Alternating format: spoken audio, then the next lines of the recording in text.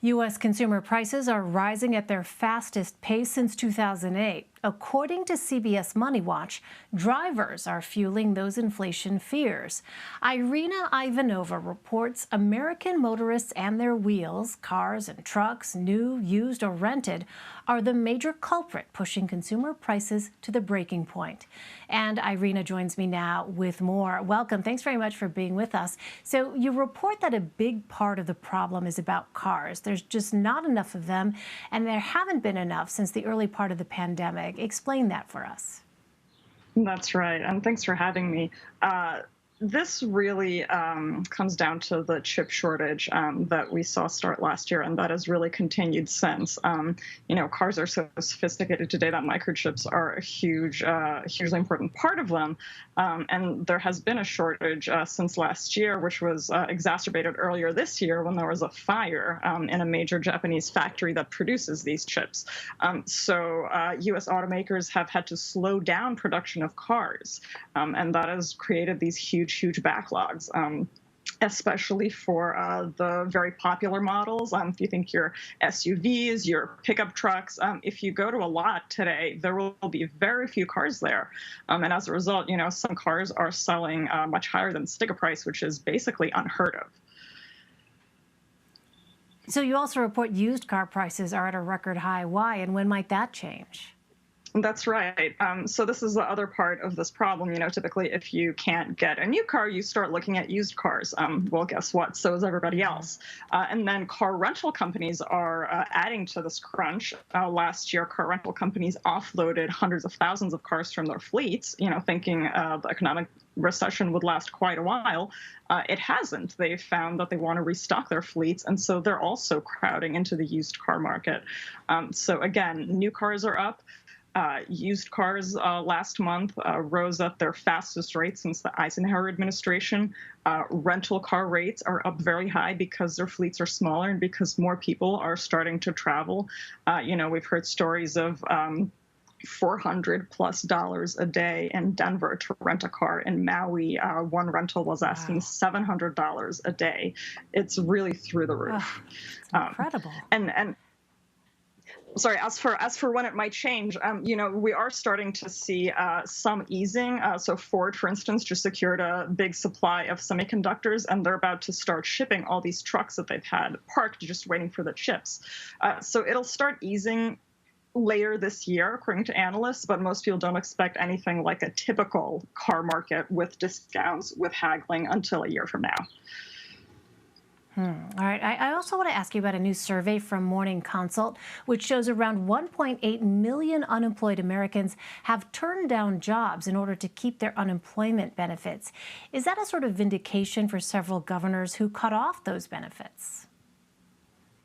Yeah, this survey is certainly going to add a lot of fuel to the political debate over whether unemployment benefits are too generous. And we've seen surveys like this before. Indeed.com ran one a few months ago that found something similar. Something like 10% of people who were not urgently searching for work cited unemployment benefits.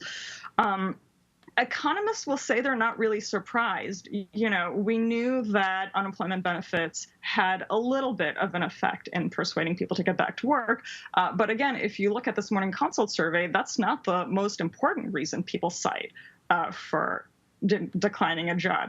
They were as likely to say they had health issues or feared getting COVID-19. And the most important reason is childcare obligations. That remains a huge issue. And a lot of economists are worried that we won't get back to anything like a full recovery until children are back in school and until working parents can get childcare.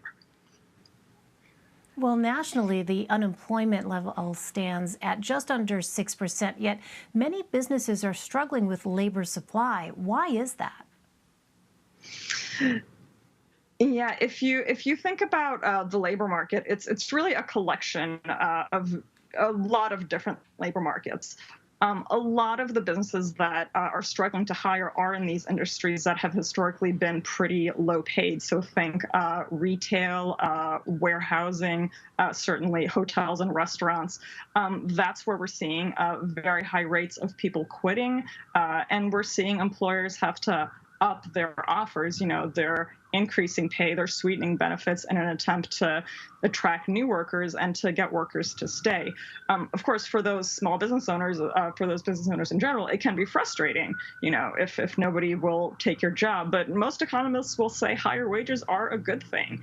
They keep people out of poverty, and workers are also consumers. If people get paid more, they can spend that money on food, on housing, on entertainment, and that keeps the economy running. Well, qualifying families will start getting enhanced child tax credits Thursday as a part of the American Rescue Plan. What can you tell us about these payments? So this is really a sea change in how the U.S. administers benefits. This is really the IRS sort of taking on a new role as the administrator of this expanded social program. So these benefits are going to go out for 6 months. Families that earn less than $75,000 for a single earner or less than $150,000 for joint filers will be eligible. It phases out after that, and depending on the age of your child, it'll be between $250 and $300 a month for most people. Now, they start going out July 15th, which is tomorrow.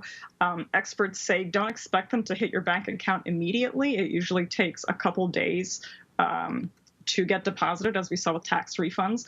And then depending on how you got your tax refund, if you got it deposited, you'll get the child tax credit deposited the same way in your bank account. If you got a check for your tax refund, your child tax credit will come the same way. So that usually takes much longer. That takes a couple weeks to get there. And then not all people are excited about this. Some people would rather get a very large tax refund all at once. And so for those folks, there is a way to opt out that the IRS is working on. There's a website where you can say, no, I don't want monthly payments. I just want a big lump sum at the end of the year. Yeah, it's an important point because you're right. There are some people who don't prefer to have those monthly payments, as you say. And it can really kind of alter the way in which they approach, their taxes here for the next year. All right. Well, Irina Ivanova, thank you so much. We really appreciate it. Thank you for having me.